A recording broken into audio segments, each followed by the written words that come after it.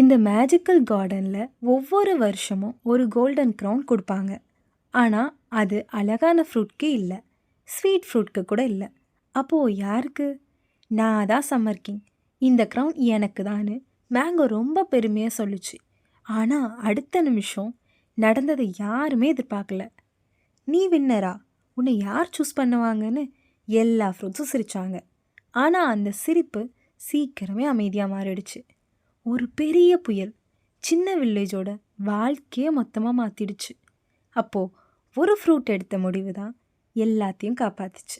Garden fairy கேட்டாங்க, இந்த பசங்களுக்கு ரொம்ப பசிக்குது, யார் ஃபஸ்ட் ஹெல்ப் பண்ண போகிறீங்கன்னு. அப்போது எல்லா ஃப்ரூட்ஸும் சைலண்ட்டாக நின்னாங்க.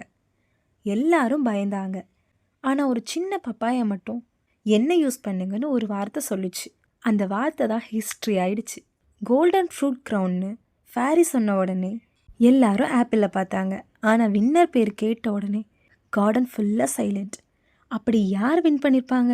அது என்னன்னு தெரிஞ்சுக்கணுமா? மறக்காமல் ஃபுல் ஸ்டோரி லிங்க் கீழே இருக்குது, கிளிக் பண்ணி பாருங்கள்.